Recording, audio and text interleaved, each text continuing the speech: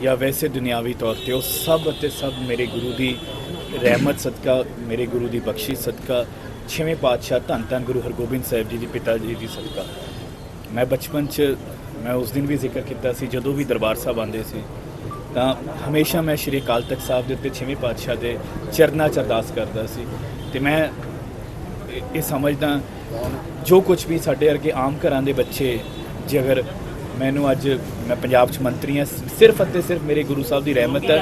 मेरे कोल होर कुछ भी नहीं जिहदे ते मैं मान कर सका, कोई भी इदां दी चीज़ नहीं जिहदे ते मैं कह सका मैं इस करके कामयाब होया। मेरी कामयाबी मेरे ते रहमत ये सिर्फ अते सिर्फ मेरे गुरु साहब की बख्शिश है। इन्हीं की कृपा से सजे हम हैं, नहीं मुँह से गरीब करोड़ पड़े। मेरे अर्गे करोड़ा है, ये गुरु साहब ने बख्शिश करके सेवा दी है। तो आप सब जानते हो, सारी संगत जानती है, पंथ जानते कि 6 अगस्त ਨੂੰ दास ਨੂੰ श्री अकाल तख्त साहब तो फरमान होया सी, तनख्वाह कह लो, सज़ा कह लो। मेरे लिए वो रब्बी फरमान सी, मेरे लिए वो इलाही फरमान सी, मेरे लिए वो मेरे पिता का हुक्म सी, श्री गुरु हरगोबिंद साहिब जी का फरमान सी। ते गुरु साहब ने आप सीस के उत्ते हथ रख के निमाणे तो वो सारी सेवा मुकम्मल कराई है।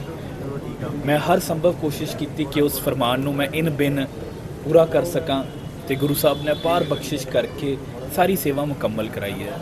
अज सेवा मुकम्मल उपरंत होने तो बाद महान महान महान श्री अकाल तख्त साहब ते नतमस्तक होके अरदास बेनती कराई, कड़ाह प्रशाद की देग की अरदास कराई है।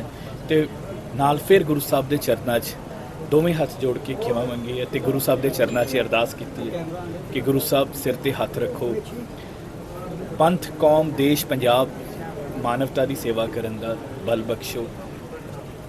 तो मैं आप सब के राही भी पंजों सिख साहबानां एक बारी फिर सारे पंथ तो फिर एक बारी माफ़ी मंगदा।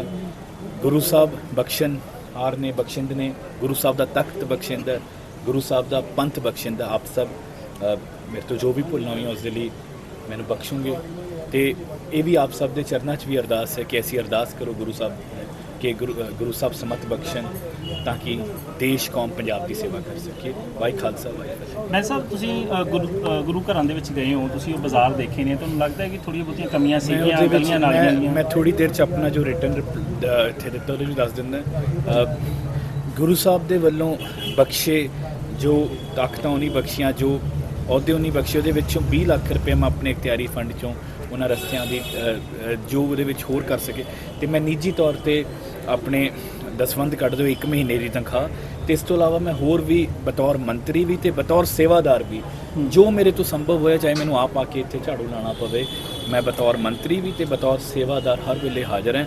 ये वैसे भी ये साडे धर्म की सेवा जिहड़ी है साडे धर्म की नींह है। तो इहदे नाल कोई जिहड़ा मैं अपने आप को सुभाग समझदा कि मैनू इस सेवा इत्थों मंत्री साहब लैंड पूलिंग मेरी एक बेनती आप सब नूं जी, आप सब ने उस दिन भी बहुत साथ दिता, अज भी मेरे लिए बड़ा एक धार्मिक भावनावां ते मेरी निजी आस्था नाल जुड़िया विषय है।